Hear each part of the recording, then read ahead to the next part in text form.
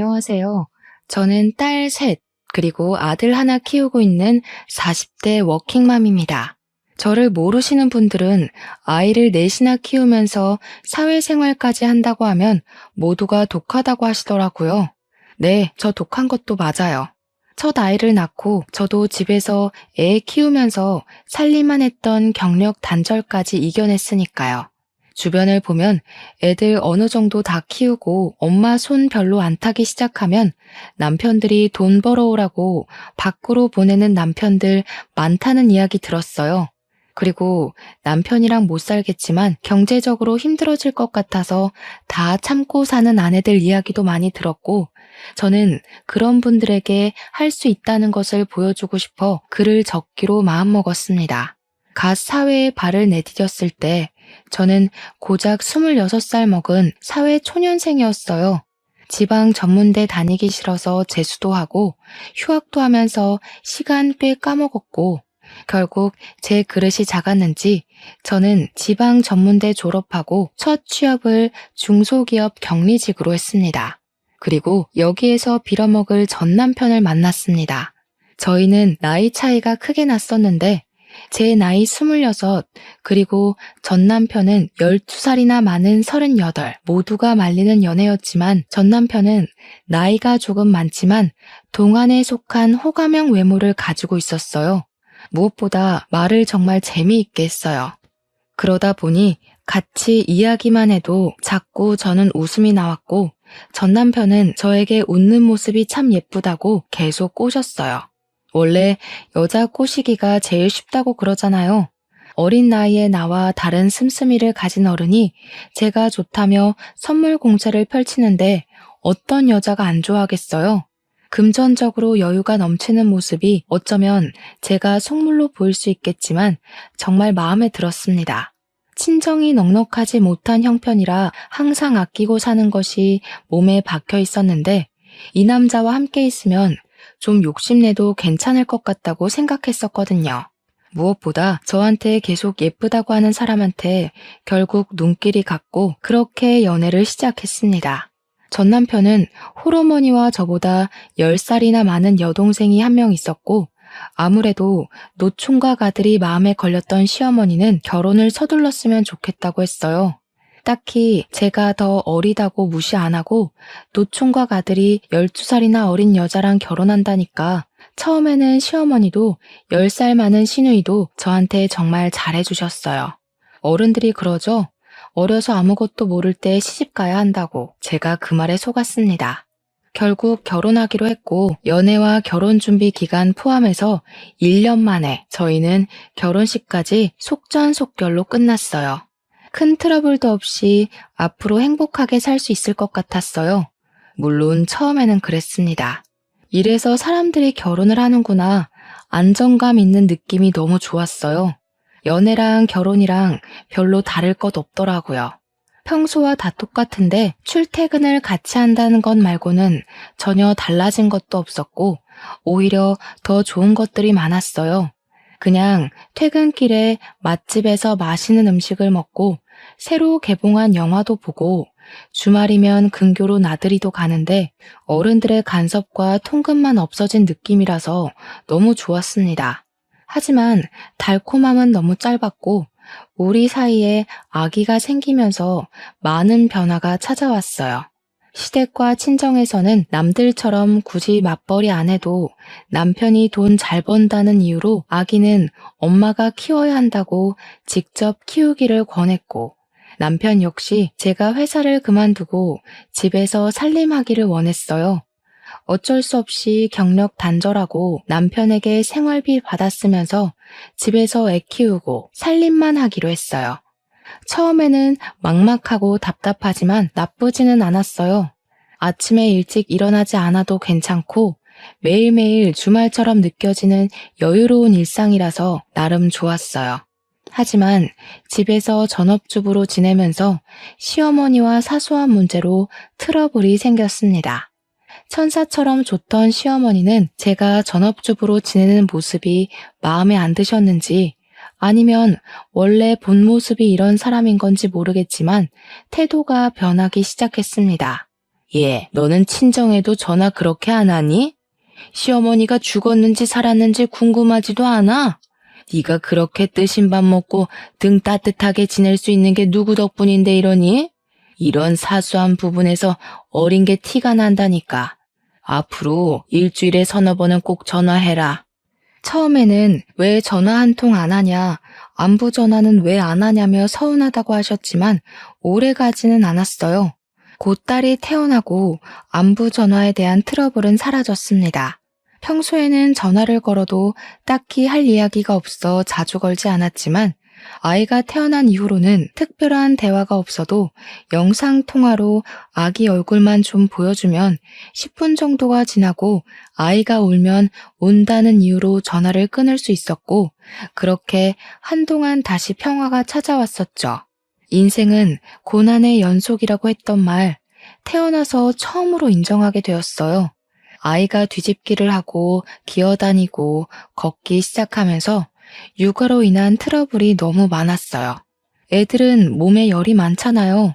매일 땀을 흘리면서 노는 아이에게 얇은 옷을 입히면 추운 겨울에 왜 옷을 얇게 입혔냐? 한창 호기심 많아질 시기에 소파 등반이라도 하면 애가 위험하게 노는데 왜 말리지 않냐면서 사사건건 육아에 참견하시기 시작했어요. 저도 나름대로 육아 서적도 읽고 맘카페에서 정보 공유도 받으면서 아이를 키웠는데 옛날 사고방식을 가진 어른들이 보기에는 못마땅한 것들이 많았나 봐요. 요즘 애들은 육아 공부도 한다는데 너는 그런 것도 안 하니? 아니면 어려서 모성애가 없어서 애를 방치하고 키우는 걸로 보인다. 애들한테 눈 잠시도 떼지 말고 항상 애가 먼저다. 하여튼 요즘 것들은 어머님, 요즘 애들 다 이러고 커요. 오히려 과잉 보호는 좋지 않다고 말도 많고요. 육아는 제가 알아서 할게요. 어머님이 이러시는 거 너무 불편해요. 뭐? 육아도 다 경험이 중요하단다. 어른들이 먼저 경험하고 느낀 거 조언해주면 예, 알겠습니다, 어머님 하고 받아들여야지. 또 말대꾸만 하고. 어디에서 배운 버릇이니? 육아에 대한 책도 많고 전문가들도 많아서 저도 다 보고 배우면서 키워요. 옛날 방식이 무조건 정답은 아니잖아요. 제가 알아서 키울게요. 그냥 안부 전화는 왜 안 하냐는 잔소리만 안 들었지. 다른 이유로 사람 미치게 했어요. 그리고 더 힘들었던 것은 시어머니와 부딪히는 일이 많아지면서 남편에게 하소연하기 시작하였고 처음에는 우리 엄마 왜 저러는지 모르겠다고 자기 키울 때 안 그랬는데 왜 유난인지 모르겠다던 남편이 점점 저한테 질리기라도 했는지 변하기 시작했습니다. 어른이 말하면 고개 숙일 줄도 알아야지. 내가 계속 네 편 들었다고 따박따박 우리 엄마한테 자존심 세우는 거 좀 아니지 않냐? 결혼 초반이야. 네가 어리니까 사회성이 떨어져서 그런가 보다 하고 봐줬지. 1, 2년 됐으면 사회성 기를 때도 되지 않았냐? 언제는 어려서 좋다고 꼬셨으면서. 그리고 내 편 한 번만 들어주는 게 그렇게 힘들어요?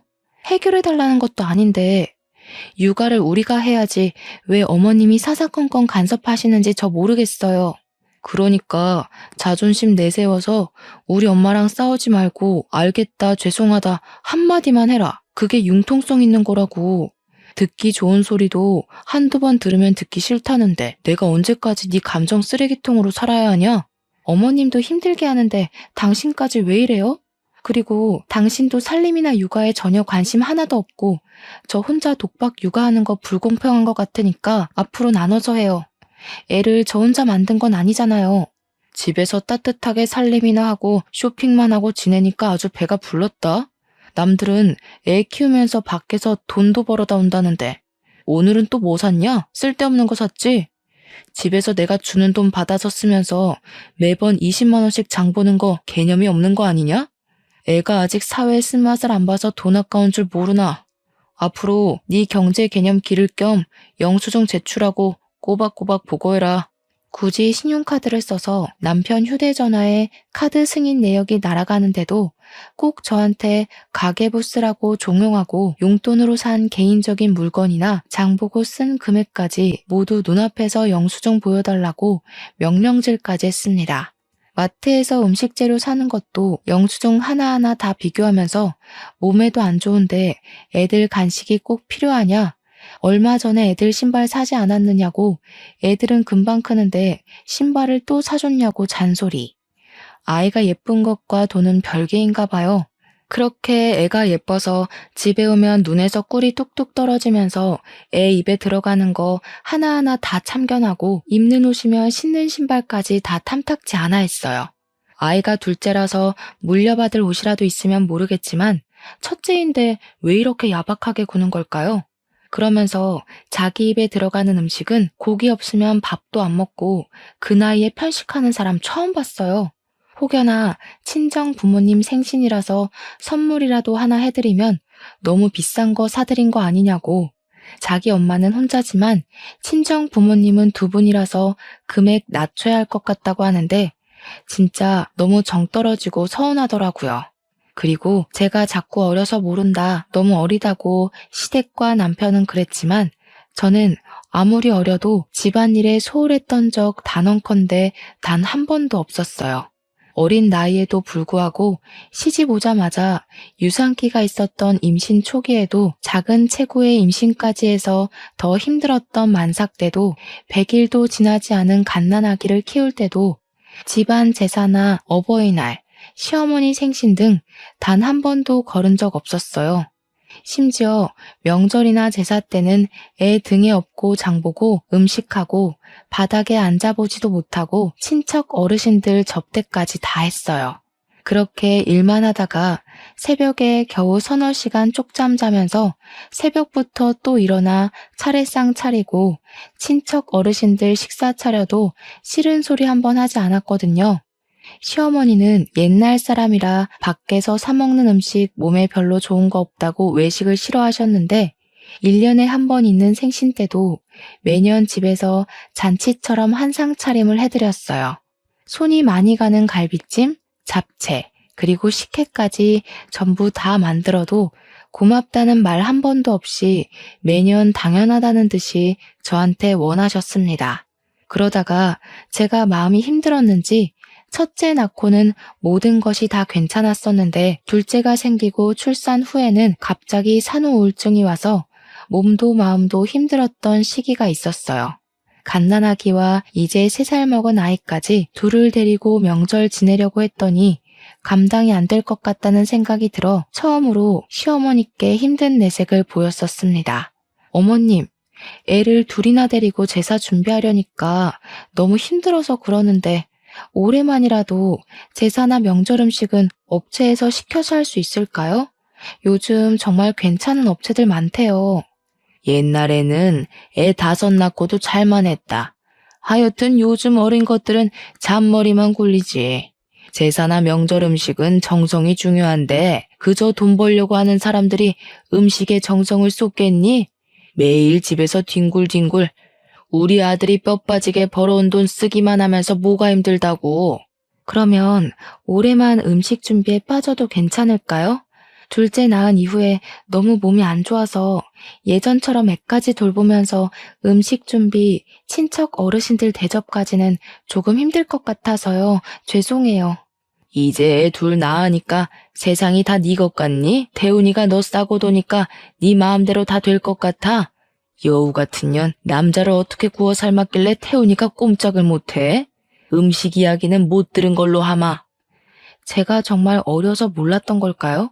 제 주변 친구들은 요즘 독박 육아나 시집살이는 이혼 사유라던데 산후 우울증은 정말 마음에서 오는 병이 맞는 것 같아요. 시어머니와의 관계가 틀어지니까 점점 더 극심한 스트레스에 불면증도 찾아오고 몸도 아프기 시작했어요. 이렇게 참다가는 정말 큰 병이라도 걸릴 것 같아서 고민 끝에 너무 힘들어서 남편에게 한 번 더 부탁했지만 남편의 입장도 시어머니와 비슷했어요. 여보, 둘째 낳고 몸이 너무 안 좋아서 그러는데 이번 제사 음식은 사서 지내자고 당신이 어머님께 말씀 한번 드릴 수 있어요? 뭐? 내가 너 용돈이랑 생활비를 왜 주는데 집에서 살림만 하는 애가 왜 그 살림조차 하기 싫어하냐? 내가 남들처럼 나가서 돈 벌어오라고 했냐? 돈 많은 처가를 바랬냐? 그냥 애 키우고 살림만 하라니까 그게 싫어? 제가 뭐 이유도 없이 살림하기 싫다고 했나요? 산후 우울증 대부분의 여자가 겪는다고 그러잖아요. 가끔 뉴스에서 산모가 아이와 함께 극단적인 선택까지 했다는 기사를 봤었는데요. 예전에는 저런 선택을 한 아기 엄마는 모성애가 그리도 없을까 하고 생각했었는데 막상 상황이 이렇게 될수록 제가 뉴스에 나오던 그런 엄마가 될 수 있을 것만 같았어요. 결국 남편과 시어머니의 성화에 이기지 못한 저는 갓난 아이는 등에 업고 3살 아이는 달래면서 시아버지 제사 준비하게 되었고 시어머니와 시누이는 손가락 하나 까딱하지 않았어요. 애 우는데 보고만 있으면 애가 울음 그치겠어? 좀 달래. 하나밖에 없는 시아버지 제사상 차리기도 싫다고 시위하는 거야 뭐야? 똑바로 좀 하자. 아가씨한테도 하나밖에 없는 아버지 아니에요? 아니면 애들이라도 좀 봐주세요. 애들 보기 싫으시면 음식이라도 도와주시던가요. 저도 몸이 여러 개가 아니잖아요. 혼자서 애도 보랴 음식도 하려고 하니까 진짜 너무 힘들어요. 얘 좀 봐라. 저기요. 눈 똑바로 뜨고 말 대꾸하네? 내가 처음부터 너 너무 예뻐해서 만만해? 시집와서 돈도 안 벌고 남편이 주는 돈으로 호화롭게 지내니까 눈에 보이는 게 없니? 전 타는 냄새 나잖아. 부엌에서 정신을 왜 놓고 있어? 그리고 우리 애들 먹게 과일 좀 깎고. 처음부터 시누이가 저한테 이러지는 않았어요. 시누이가 저보다 10살이 많았지만 그래도 새언니라고 부르면서 저한테 잘해주던 사람이었는데 남편과 시어머니의 행동이 나를 하대하면 하대할수록 시누이도 똑같이 변했어요. 마치 어린 부하 직원 다루듯 반말 찍찍하고 나중에는 새언니라는 호칭조차 쓰지 않았고 혹시나 저를 부를 일이 생기면 여기저기 하면서 손짓으로 불렀습니다. 집안 어른들 다 모인 날이면 부엌대기 다루듯이 이거 해라 저거 해라 사람을 괴롭혔어요.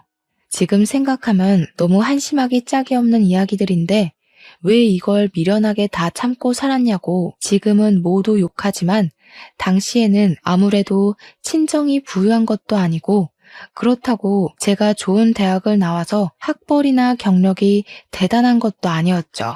이혼하면 당장 먹고 살 걱정이 먼저였고 이런 이유로 어린 2딸 양육권도 빼앗길 것 같은 생각이 들었어요. 크게 집안 행사만 아니면 시댁에서 가정부 취급받을 일도 없었고 남편이랑 살면 경제적으로 어렵지는 않으니까 1년의 날짜로 따지면 1달도 안 되는 시간 때문에 이혼하고 싶지는 않았던 것 같아요. 그리고 이혼하면 흔히들 말하는 실패한 인생이 될 것만 같아서 그냥 참고 살기로 했어요. 그래도 가정에 충실하던 남편이 어느 순간부터 집에 오는 시간도 평소와 다르게 늦어지기 시작했었어요.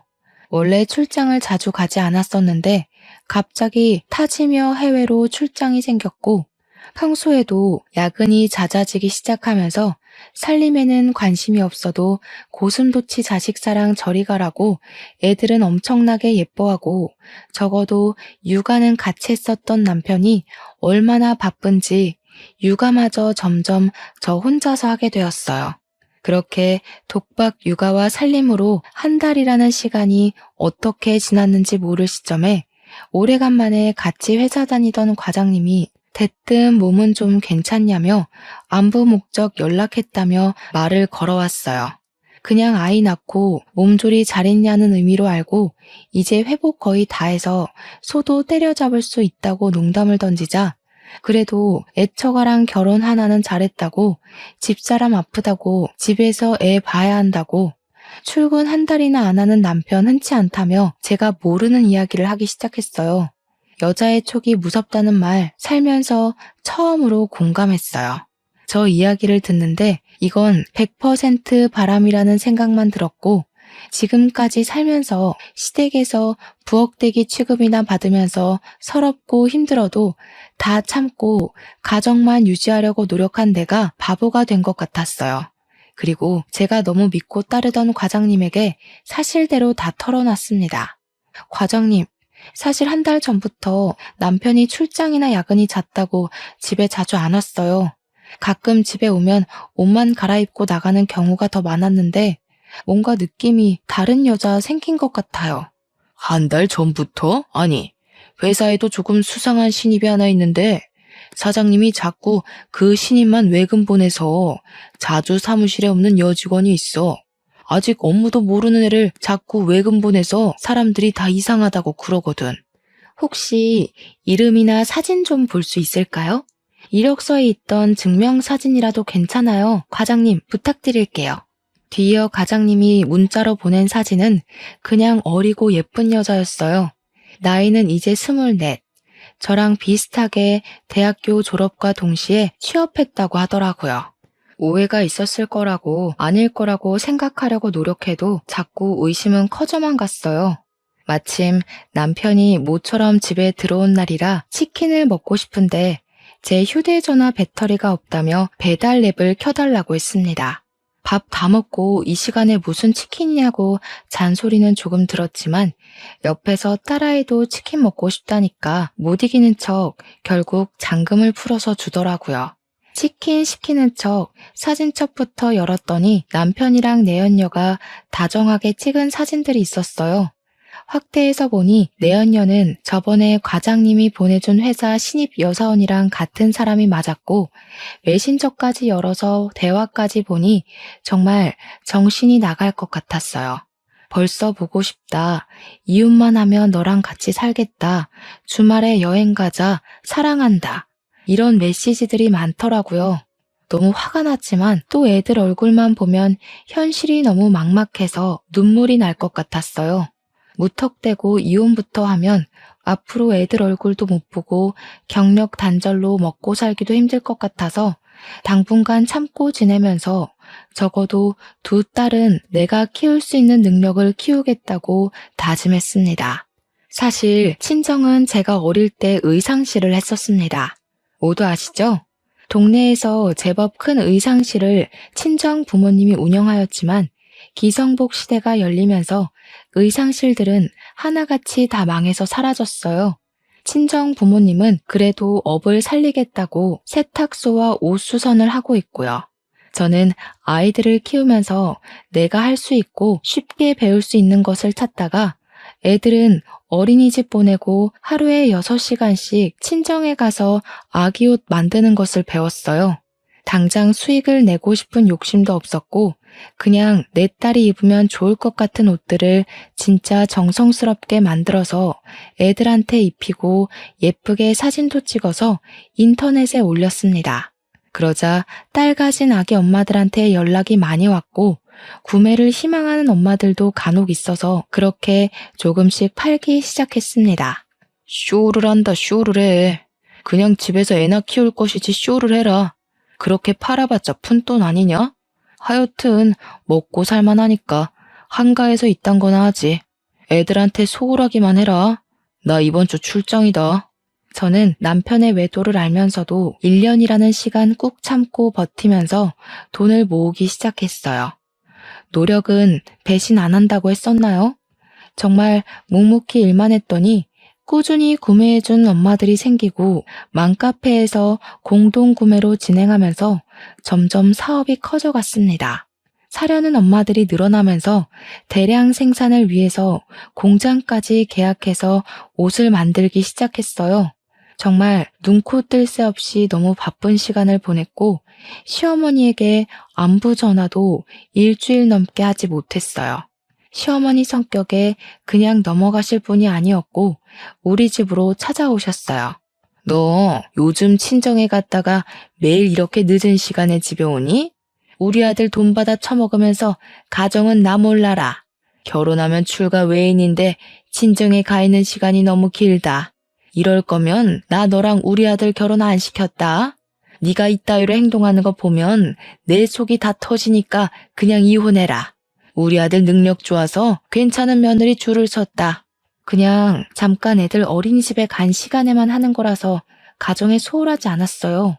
그리고 잘 지내고 있는데 갑자기 이혼하라는 거 좀 듣기 거북하네요, 어머님. 저 돼바라진 년이 입만 살아서 가정에 소홀하지 않다는 애가 시애미가 죽었는지 궁금하지도 않아? 꼭 이렇게 찾아오게 만들고 사업은 아무나 하는 줄 아는 게냐? 그냥 집에서 밥이나 하고 애나 키워라. 웃기지만 제 사업이 입소문을 타면서 점점 더 커질수록 남편 회사는 더 힘들어지고 있었습니다. 하지만 남편은 내연녀에게 푹 빠져서 제 사업에는 관심도 없었고 그저 푼돈이라고 확신하고 무시했어요. 그러다가 남편 회사가 어느 순간부터 일이 꼬이기 시작했고 주변 지인들에게 돈을 빌리기 시작했어요. 여자한테 빠져서 회사 일에 관심이 없으니 당연히 점점 더 회사는 어렵고 빚 갚을 날짜는 다가오는데 돈은 안 들어오고 빚을 빚으로 돌려막게 하면서 몇 개월 버티더니 결국 빚을 갚지 못해 부도가 났습니다. 회사랑 가지고 있던 땅을 전부 처분해도 3억이나 부족했고 결국 집을 팔아야 빚을 다 갚을 수 있었어요. 남편의 입장은 애들 키우려면 집은 있어야 한다고 지금 땅이란 집을 다 제 명의로 돌리고 위장 이혼하자고 하더군요. 당장이라도 가압류, 압류, 민사소송과 형사소송이 걸릴 수도 있다고 남은 재산을 다 제 명의로 돌리고 이혼했어요. 빚은 갚지도 않고 현금으로 2억 챙겨서 베트남으로 도망까지 갔습니다. 정말 웃긴 건 이 와중에도 내연녀를 데리고 갔더라고요. 그 여자 SNS는 온통 베트남에서 지내는 사진으로 도배가 된 상태고 전 남편은 오히려 한국에 있을 때보다 더 잘 지내는 것 같았어요. 저희는 시어머니에게 위장 이혼이라고 밝히면 어느 순간 소문이 날 수도 있을 것을 고려해 회사가 망했다느니 빚쟁이들한테 쫓기고 있다느니 그런 이야기는 하지 않고 남편이 베트남으로 장기 출장 갔다고만 했어요. 그렇게 3년이라는 시간 시댁에도 비밀로 하고 저는 묵묵히 혼자서 애들을 키우면서 지냈습니다. 꼴에 전 남편은 제 새끼라고 애들은 잘 지내냐, 애들 많이 컸겠다 하면서 보고 싶다고 사진 좀 보내라고 연락은 왔지만 베트남에서 살림 차리고 행복한 시간을 보내느라 제 생각은 안중에도 없는 것 같았어요. 왜냐하면 저에게 혼자 애들 키운다고 고생이 많다느니 미안하다는 말은 한 번도 하지 않았으니까요. 애들도 점점 아빠가 없다는 현실에 익숙해지고 점점 크면서 저와 셋이서 지내는 생활에 익숙해졌어요. 그리고 애들도 할머니가 엄마를 싫어한다는 것을 인지하면서 할머니 집에 가는 것을 좋아하지 않았고요. 이런 이유와 사업이 바빠지면서 정신이 없어 시댁의 발길을 끊었더니 또 시어머니의 폭언이 시작되었어요. 정말 3년 내내 육아며 살림, 사업 모든 것에 여전히 간섭이 심하셨고 심지어 저에게 자기 아들이 다른 여자랑 바람나서 사업 다 말아먹고 베트남으로 야반도주한 건 꿈에도 모르고 저를 무시하는 발언과 폭언으로 기죽이기만 하셨습니다. 가끔 정도가 지나친 날에는 시어머니에게 있는 그대로 털어내고 인연 끊고 싶었던 날도 많았어요. 사람들은 가끔 이해가 안 간다면서 시어머니에게 왜 비밀로 했냐고 하는데 시어머니 나이도 많으시고 그냥 며느리로서 마지막으로 해드릴 수 있는 배려라고 생각해서 그랬어요. 그렇게 예뻐하던 아들이 하루아침에 빚쟁이가 되어서 이혼하고 해외로 도피했다고 하면 큰 충격에 어떻게 되실 수도 있을 것 같았거든요. 네가 너무 뻣뻣하게 굴어서 우리 아들이 장기 출장 간 거 아니니? 살면서 한 번도 이렇게 길게 출장 나간 적이 없던 애다. 여자가 드세면 남자가 집 밖으로 겉도는 거다. 이게 다 매력이 없는 네 탓이다. 어머님, 요즘 그런 마인드로 사람들이랑 이야기 나누시면 욕 드세요. 그리고 태훈 씨는 사업자 출장 나갔는데 이게 왜 저랑 상관이 있는 걸까요? 좀 기분 나쁘네요. 이게 두고 보자 하니까 이제 잘 보일 남편이 옆에 없다고 말 대꾸 하는 게냐? 너 그러다가 태훈이가 베트남에서 베트남 여자라도 만나서 돌아오면 그때도 이렇게 큰 소리 칠 수 있겠니? 나는 정이고 애들이고 뭐 없다. 그냥 내 아들이 선택한 여자 고를 거니까. 네, 나중에 꼭 그 말 지키셨으면 좋겠어요. 저도 차라리 태훈 씨가 베트남 여자 만났으면 좋겠네요. 그리고 3년 동안 콧배기도 안 보이는 남편이면 사실상 이혼한 거랑 다를 거 없다고 생각해요. 그러니까 어머님도 저한테 이러실 권리 없으세요. 저 아범한테 생활비도 안 받고 제 돈으로 애들 키우고 있으니까. 너 그 사업 누구 덕에 잘 된 것 같냐? 다 태훈이가 벌이가 좋아서 네가 조급함 없게 한 거 아니냐? 그리고 돈 좀 본다고 유세 떠는 거 아니다. 우리 아들은 더 잘 벌어도 너한테 돈으로 유세 안 떨었잖냐. 사람이 가진 것 좀 더 있다고 유세 떨면 복 나간다. 참 뻔뻔하고 제 상식선에서는 대화가 통하지 않아서 저는 한 귀로 듣고 한 귀로 흘리면서 지냈습니다. 그러다가 주말이고 사업이 바빠서 애들이랑 시간을 많이 보내지 못한 것 같아 키즈 카페에 갔어요. 애들끼리 놀고 저는 무료하게 앉아서 멍 때리는데 제가 사업차 계약한 공장 사장님이 혼자 계시길래 가서 간단하게 인사라도 하고 가려고 다가갔습니다. 어머, 안녕하세요. 주말이라고 애들이랑 나오셨나 보다. 되게 다정한 아빠네요. 그런데 혼자 오셨어요?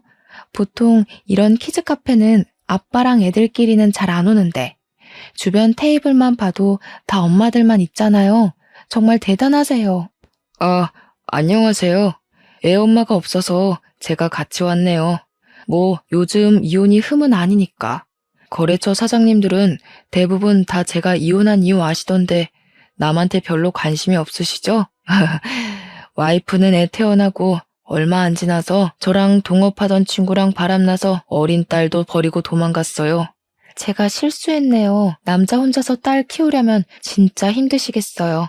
한창 엄마 손이 많이 필요한데. 제가 실수로 비밀 하나 들었으니까, 저도 제 비밀 하나 말씀드릴게요. 저도 이혼했어요. 3년 지났나? 남편이 하던 사업 다 말아먹고 위장 이혼하자고 해서 했더니 베트남으로 내연녀랑 도망가더라고요. 그래서 저도 애들 혼자서 키워요. 딸만 둘이거든요. 그렇게 힘든 시간 보내면서 사업까지 하시고 정말 대단하신데요? 저는 애가 하나라서 둘이 여행을 가도 항상 서먹하더라고요. 혹시 다음에 시간 맞으면 애들 데리고 근교라도 좋으니까 주말에 나들이도 다니고 봄에는 소풍이라도 같이 다니실래요? 어휴, 저는 좋죠. 원래 애들은 애들끼리 있으면 자기들끼리 논다고 정신 하나도 없잖아요. 당장 다음 주말에 식물원 같이 가실래요? 저희 애들이 거기 새 먹이 주는 이벤트가 있다고 가고 싶대서 가기로 했거든요. 그렇게 주말마다 애들 데리고 만나서 좋은 곳도 가고 캠핑도 다니고 바빠서 여행이나 나들이를 갈 수 없으면 저녁이나 점심에 꼭 같이 만나서 외식이라도 했습니다. 공장 사장님은 만나면 만날수록 정말 괜찮은 사람이었고 제 딸들에게도 아빠의 빈자리가 느껴지지 않을 정도로 잘해줬어요. 전 남편이 베트남으로 떠나고 아빠를 엄청나게 찾던 아이들이 점점 아빠를 찾지 않았고 심지어 나중에는 애들도 아저씨가 아빠면 좋겠다고 하는데 마음이 참 좋지는 않았어요. 애들이 지난 3년간 저한테 티는 내지 않았지만 아빠가 아주 필요했던 것 같아서요. 그리고 저는 애초에 처음부터 전 남편을 기다릴 생각도 없었습니다. 저 혼자 애들 키우면서 경제적으로 힘들지 않게 살기 위해서 옷 사업을 시작한 거라 말이 위장 이혼이지만 그저 저에게는 이혼이었어요. 명의 이전한 땅과 집은 위자료 그 이상도 그 이하도 아니라고 생각하고요. 제가 이기적인 거 아니잖아요. 집이랑 땅이라니까 되게 거액을 챙긴 것 같지만 돈으로 따지면 고작 3억입니다. 두 아이를 아빠도 없이 혼자 키우기 위해서 3억도 받으면 안 되나요? 공장 사장님과 비록 애들 때문에 만났었지만 많은 이야기를 하면서 많이 가까워졌고 다정한 모습과 아이들에게 해주는 모습에 반해 좋은 감정으로 만나는 사이로 발전까지 했습니다. 첫째 딸이 7살이 되던 해에 갑자기 애들 초등학교 입학 전에 살림 합치자는 이야기가 나와서 결혼식은 따로 올리지 않았지만 양가 식구들 모시고 간단하게 식사하면서 재혼하게 되었어요.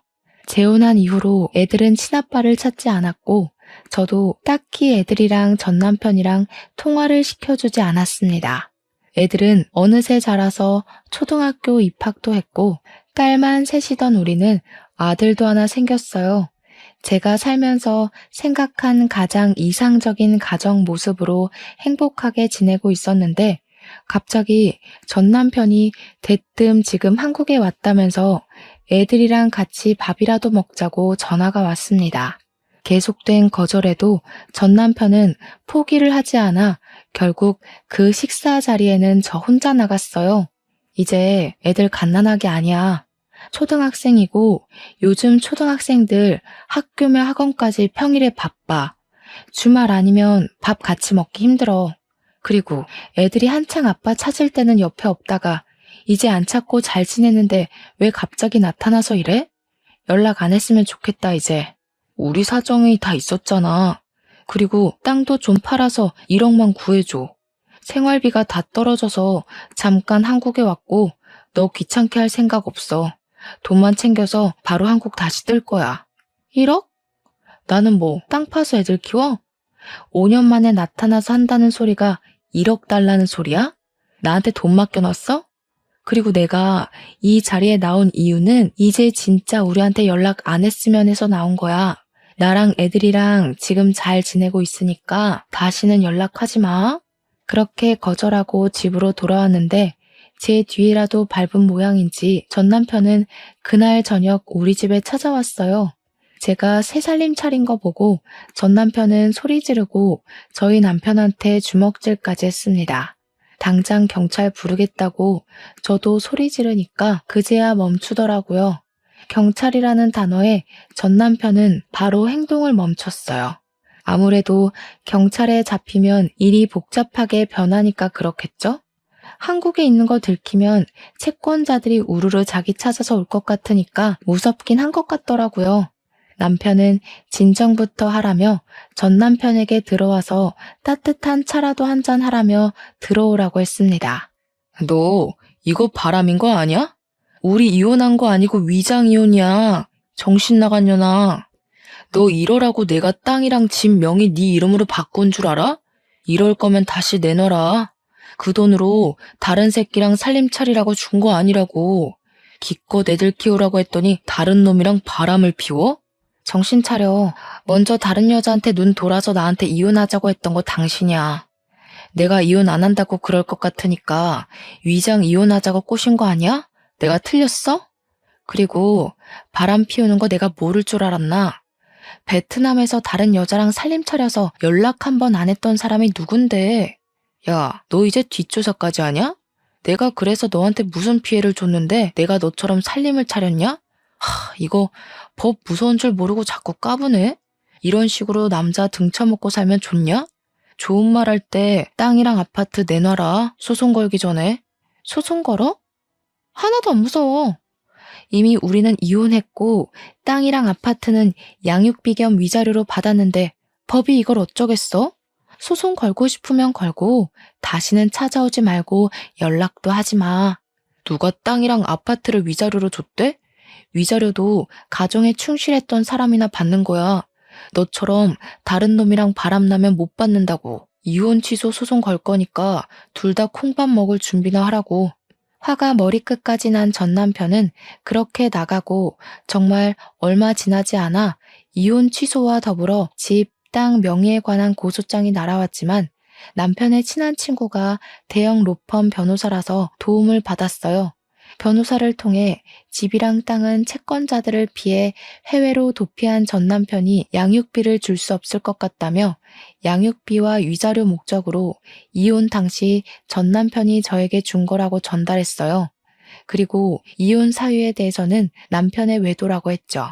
당시 전 남편의 휴대전화에서 수집한 내연녀와 찍었던 사진, 메신저 대화 내용들을 다 제출하여 법원에서도 이미 법적으로 우리는 남이고 다시 전 남편이 재산을 되찾아올 수 있는 방법이 없다고 판결났습니다. 판결과 동시에 전 남편은 자기가 가정에 소홀했던 것도 인정한다며 뻔뻔하게 애들 데리고 가겠다는 소리는 안 하겠다고 땅이라도 절반 달라고 싹싹 빌었지만 저는 무조건 안 된다고 했어요. 그리고 저는 왜 갑자기 땅을 찾겠다고 찾아오고 소송까지 걸었을까 의문점이 생겼는데 알아보니까 우리가 이혼하던 당시에 1억도 안 하던 땅이 갑자기 GTX 노선과 신도시 사업으로 땅값이 6억으로 뛰었더라고요. 참 씁쓸했어요.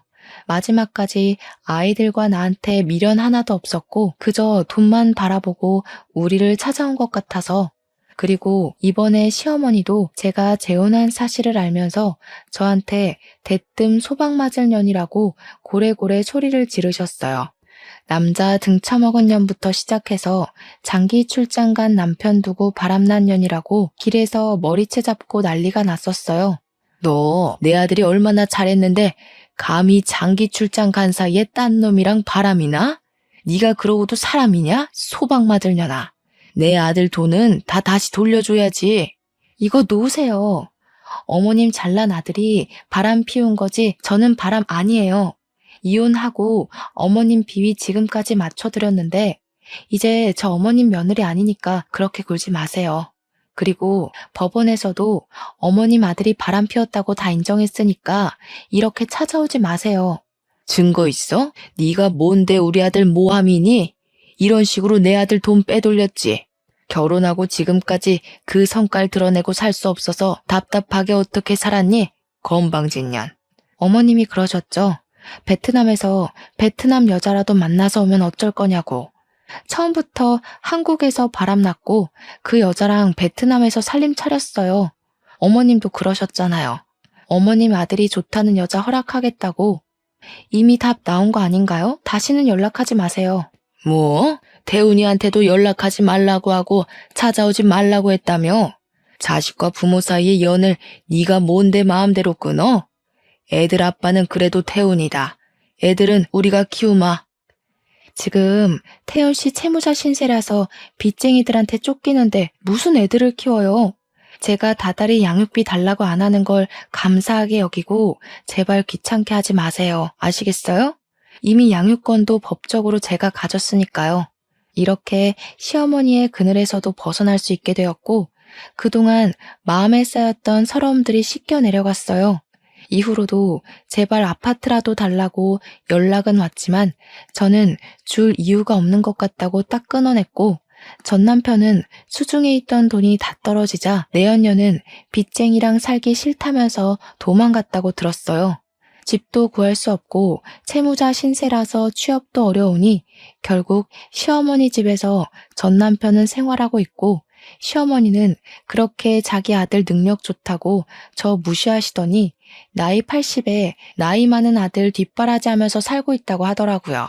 저처럼 경력 단절로 집에서 남편이 주는 용돈으로 눈치 보면서 사시는 주부가 있다면 꼭 제 사연으로 용기 얻으셔서 제가 잘할 수 있는 일을 찾으셨으면 좋겠습니다. 그리고 혹시나 어린 나이에 결혼하거나 나이 차이가 크게 나는 남자와 결혼하려는 여성분이나 그런 딸을 가진 엄마라면 꼭 말려주세요. 저는 도시락 싸서 정말 쫓아다니면서 말리고 싶어요. 마지막으로 저는 살면서 정말 많은 사람을 만나야 사람 보는 눈이 길러진다는 거 믿게 되었어요. 비록 한 번의 실패는 있었지만 덕분에 지금은 정말 좋은 사람과 제가 생각하던 이상적인 가정을 이루고 행복하게 지내고 있습니다. 여러분들도 늘 행복하시고 길었던 제 사연 들어주셔서 정말로 감사합니다.